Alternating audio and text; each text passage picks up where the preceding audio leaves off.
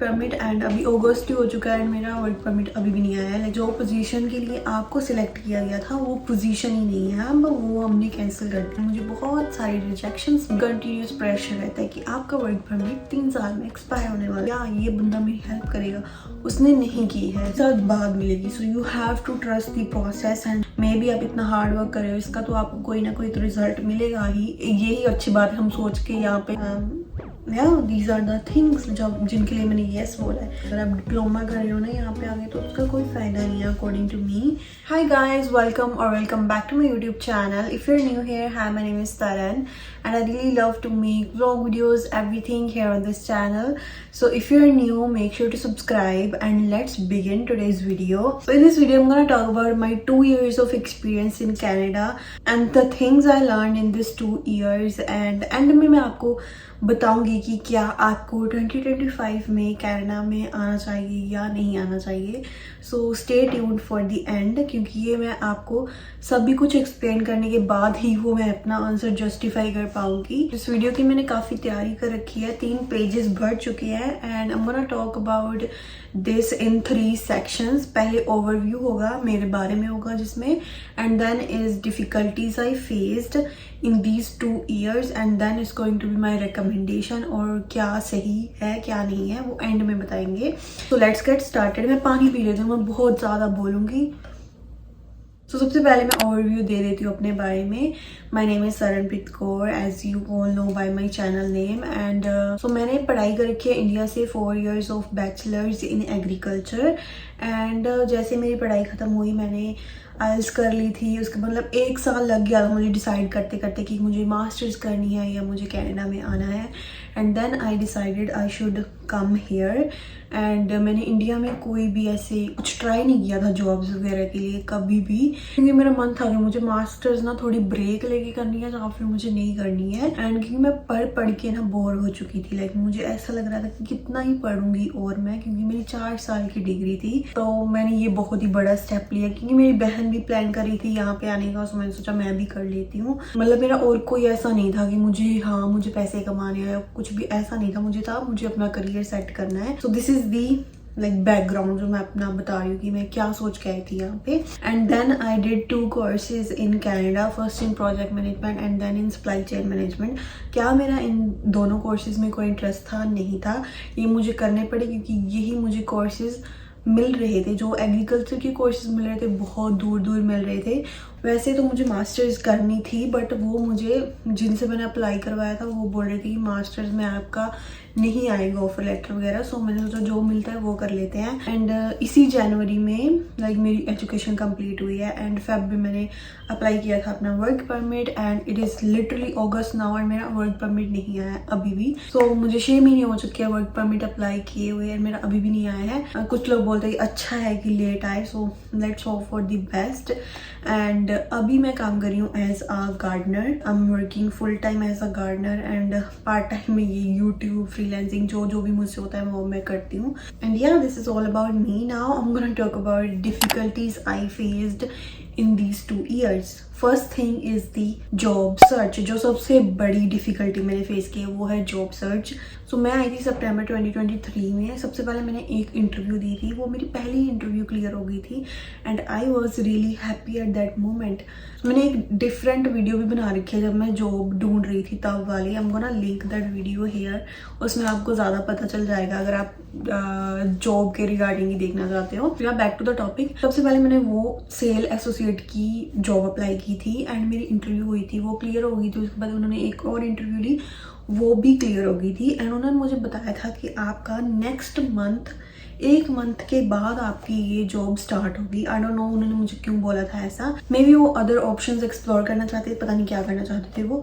And जिस दिन मेरा फर्स्ट डे होने वाला था, मैंने उससे 1-2 दिन पहले पूछा कि मेरा फर्स्ट डे आने वाला है, so I will be there on time ऐसे करके। And they called me and they said जो पोजीशन के लिए आपको सिलेक्ट किया गया था वो पोजीशन ही नहीं है, अब वो हमने कैंसिल कर दी है। सो आई वाज लाइक, इन्होंने मुझे बताया भी नहीं और मैं जॉब भी नहीं ढूंढ रही थी। मैं बहुत चिल कर रही थी कि मेरे पास तो जॉब है, मैंने पहला इंटरव्यू दिया वही क्लियर हो गया and reality hits that time. और उसके बाद मुझे एक वेयर हाउस में शिफ्ट मिली थी, वो मेरा एक्सपीरियंस बहुत ही गंदा था। लाइक मैंने सोचा मैं कल नहीं जाऊँगी, फिर मैं 2 दिन गई एंड देन आई डिसाइडेड कि मैं ये क्विट ही कर दूँगी, मैं कहीं और पे जॉब ढूंढ लूँगी, बट मुझे ये नहीं करना है। आई डोंट नो, मैं बहुत ज़िद्दी थी उस टाइम पे कि मुझे क्या करना है क्या नहीं करना है। And then I applied. मैं रोज़ घर बैठ के अप्लाई करती थी। मैं सितंबर में आई थी, मुझे मेरी फर्स्ट जॉब मिली थी जनवरी में, जो थी नर्सरी वर्कर की, क्योंकि मैंने एग्रीकल्चर कर रखी थी। मैंने बहुत ट्राई किया कि मुझे कोई अच्छी सी जॉब मिल जाए, ऐसे ऑफिस जॉब वगैरह,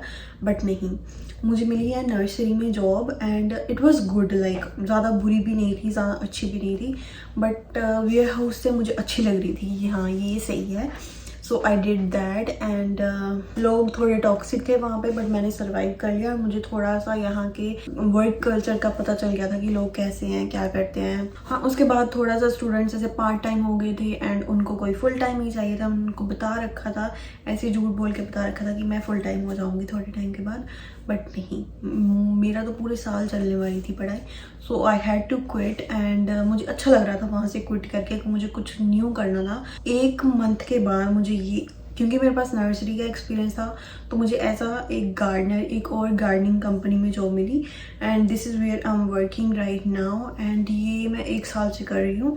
लाइक यहाँ पे लोग अच्छे हैं, लाइक इन्वायरमेंट काम का अच्छा है। मैं ज़्यादातर इंडिविजुअली काम करती हूँ एंड मुझे वो अच्छा लगता है, लाइक टेंशन फ्री होता है एक तो, एंड मेरा दिन अच्छे से बीत जाता है। It's a good time pass job. मुझे 1 साल का एक्सपीरियंस करना है बेसिकली, इसलिए मैं ये कर रही हूँ and it is not something I want to do for long term. So ऐसा नहीं कि मैं ये लॉन्ग टर्म करना चाहती हूँ and I really want to do something else, जो मैं नहीं बताना चाहती हूँ। मुझे पढ़ाई भी करनी है, मेरे दिमाग में बहुत सारे प्लान्स होते हैं जो मुझे करने हैं, बट अभी मैं नहीं कर पा रही हूँ वो सब because of Canada. This is the main difficulty जो सभी फेस करें। उनको करना कुछ है, वो कर कुछ रहे हैं because of all the work permit things, PR things, ऐसे करके। तो this is the first difficulty. And मैं और भी ऐड करना चाहती हूँ, मैंने बहुत सारे इंटरव्यूज दिए हैं, लाइक मुझे बहुत सारे रिजेक्शंस मिले हैं and this is the country जहाँ पे बहुत सारे लोग आ रखे हैं, बहुत सारे डिफरेंट कंट्री से। सो आपका कंपटीशन कहाँ पे हो रहा है? मैं एक रूरल एरिया से आती हूँ एंड वहाँ पे तो मैं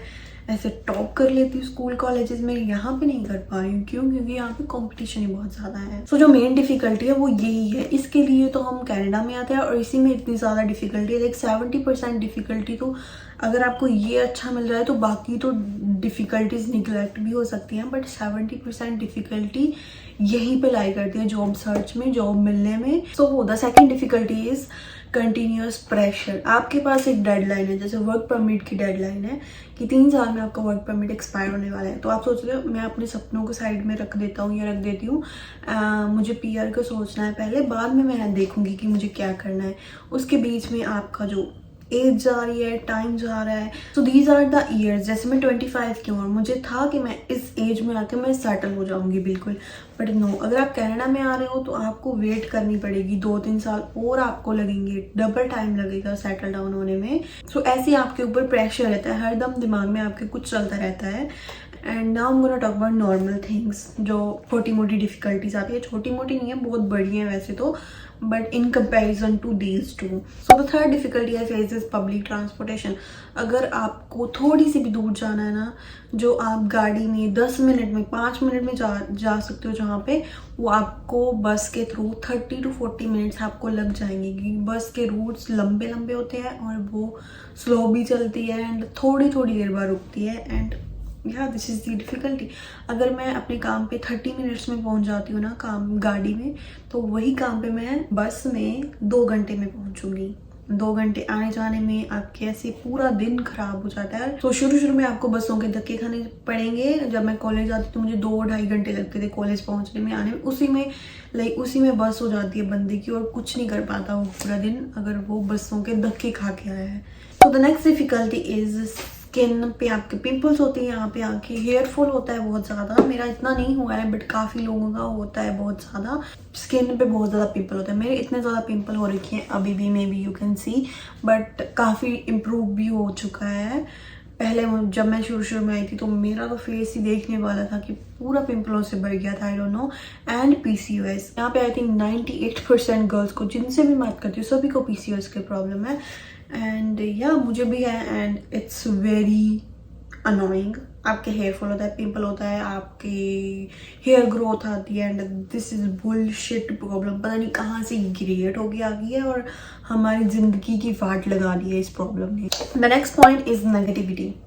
यहाँ पे नेगेटिविटी बहुत ज़्यादा है, हर इंसान में आपको नेगेटिविटी मिलेगी एंड आपको ही आपका साथ देना है। ऐसा नहीं है कि आपकी कोई वाह मेरी फ्रेंड है वो मुझे जॉब दिला देगी। Nobody is here to help you out, and कोई आपकी हेल्प भी नहीं करना चाहता है। यहाँ पे बहुत ही टॉक्सिक एनवायरनमेंट होता है, बट आपको अकेले ही जाना है इस राह पर।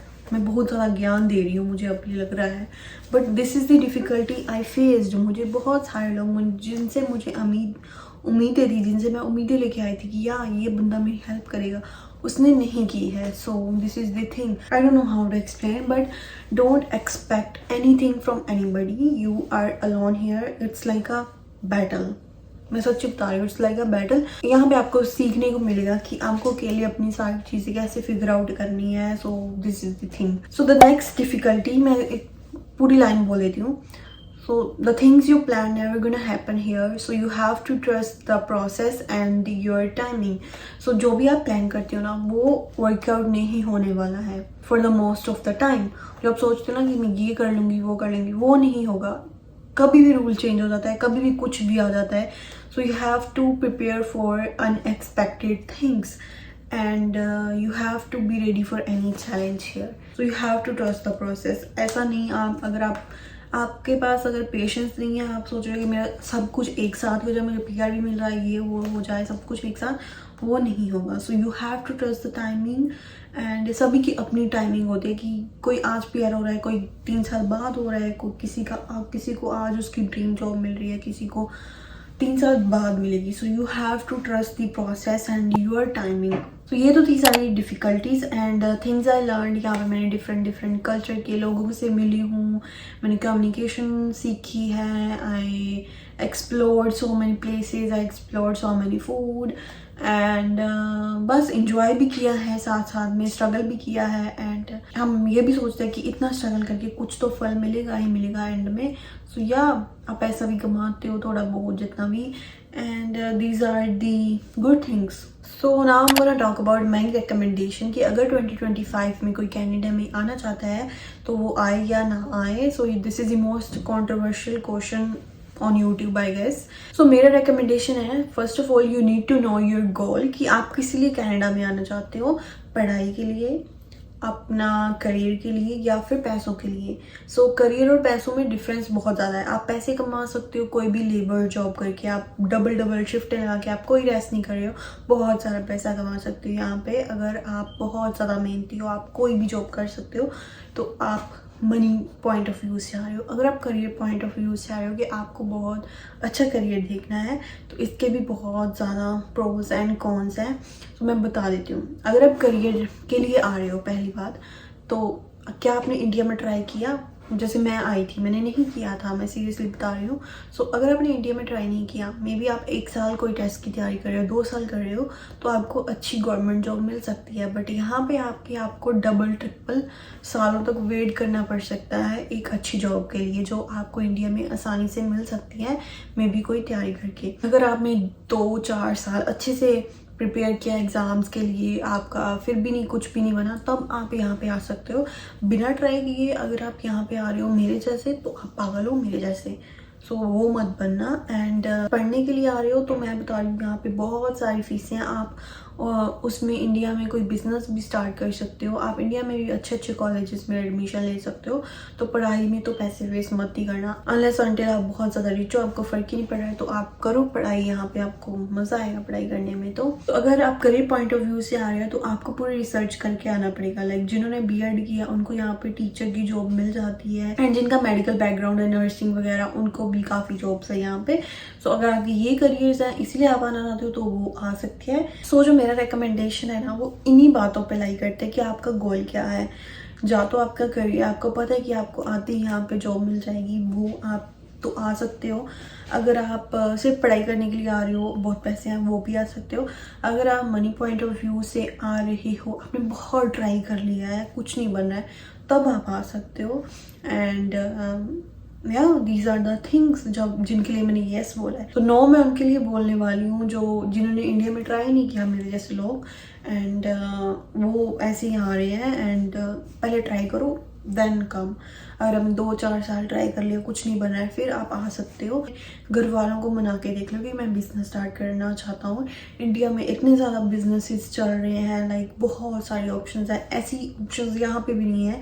लाइक ऑनलाइन बिजनेस में इंडिया बहुत ज़्यादा ग्रो कर रहा है। and yeah, you can try out different things. So yeah, this is my recommendation for you all. I know करनी तो आपने अपने मन की है, आप बहुत सारी वीडियोस देखोगे, बट करनी तो जो आपने ठान लिया वही करके रहोगे, मेरी तरह मैंने भी ऐसे किया था।